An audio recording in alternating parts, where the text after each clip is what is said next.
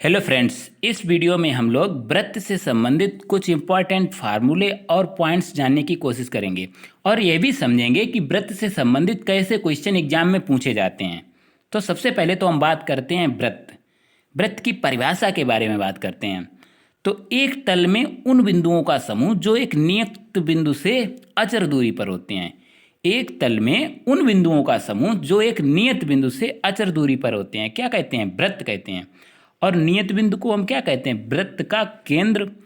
और अचर दूरी को हम वृत्त की त्रिज्या कहते हैं। जैसे ये एक तल में ये जो बिंदु है ना, इनका समूह है जो कि एक अचर बिंदु से, एक नियत बिंदु से, बिंदु को क्या कहेंगे? वृत्त के केंद्र से अचर दूरी पर। इनकी दूरी जो है सभी बिंदुओं की समान है। ये असंख्य बिंदु हैं, ठीक है। और इस अचर दूरी को क्या? वृत्त की त्रिज्या कहते हैं। नियत बिंदु को केंद्र तथा अचर दूरी को वृत्त की त्रिज्या कहते हैं। तो ये हमारा बन गया वृत्त। वृत्त की ये क्या है? परिधि, सरकमफ्रेंस है, ठीक है। ये है रेडियस और ये है ओरिजिन, केंद्र। इसके बाद फार्मूले पर अगर हम आए तो वृत्त की परिधि का सूत्र क्या होता है? 2πr। जहाँ पर पाई क्या है? एक कांस्टेंट है। पाई का मान 22/7 या 3.14। एक्चुअली देखो, पाई का मान 22/7 नहीं होता है, समझो, नहीं होता है। हम मान लेते हैं कि पाई जो है 22/7 के लगभग बराबर है तो सही है। वैसे जनरली हम कहते हैं कि पाई का मान 22/7 होता है। पाई है क्या? पाई परिधि और व्यास का अनुपात है। किसी वृत्त की परिधि और व्यास के अनुपात को हम पाई कहते हैं। तो पाई का मान 3.1415 ये है। आगे भी बहुत सारे अंकों तक तो अब तो प्राप्त हो गया है, लेकिन 22/7 की वैल्यू कितनी आएगी?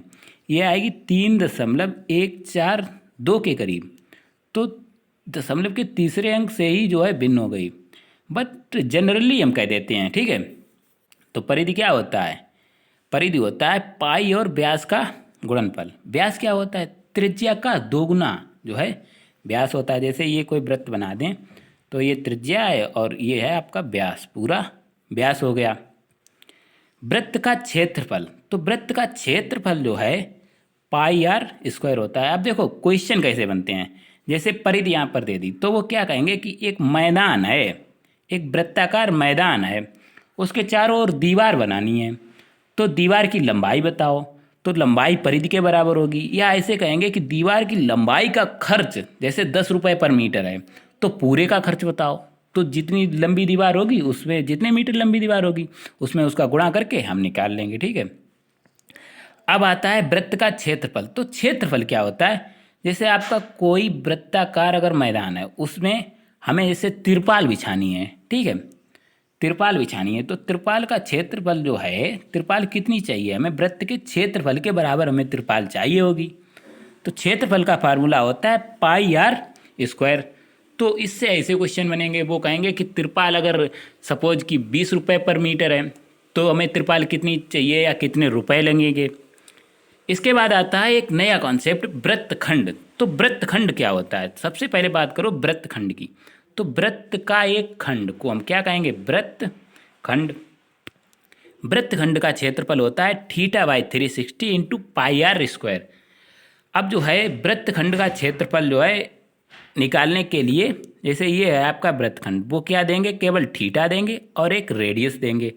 तब हमें वृत्तखंड का क्षेत्रफल इस सूत्र में रखकर निकालना होगा। इसके बाद वृत्त की स्पर्श रेखा, ठीक है। तो स्पर्श रेखा क्या कहते हैं? नाम से ही समझो, स्पर्श रेखा ऐसी रेखा जो केवल स्पर्श करे।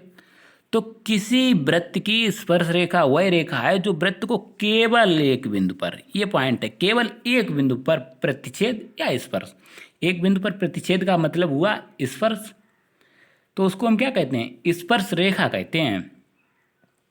जैसे ये आपका था वृत्त, तो ये क्या हो गई? स्पर्श रेखा। इसने केवल एक बिंदु पर किया, इस बिंदु को क्या कहेंगे? स्पर्श बिंदु, ठीक है। ये सभी छोटे छोटे पॉइंट हैं, ये आपको पता होने चाहिए।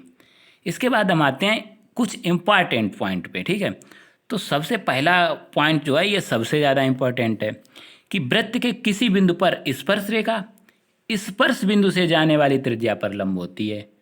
तो वृत्त के किसी बिंदु पर स्पर्श रेखा जो है, इस बिंदु पर स्पर्श रेखा, स्पर्श बिंदु से जाने वाली त्रिज्या, अगर स्पर्श बिंदु से जो त्रिज्या जाएगी उस पर लंब होती है, यानी कि स्पर्श रेखा और त्रिज्या के बीच में कितने का कोण होता है, 90 अंश का कोण होता है। ठीक है, ये पॉइंट सबसे ज़्यादा इम्पॉर्टेंट है। ऐसे क्या होता है, वो क्वेश्चन ऐसे पूछते हैं, ये कोण तो 90 होता है, ये हमें पता होना चाहिए, और वो दे देंगे कि चलो भाई ये भुजा 3 है, ये 4 है, ये निकालो। तो जब हमें कोण नहीं पता होगा 90 अंश है, तो हम पाइथागोरस प्रमेय कैसे लगाएंगे।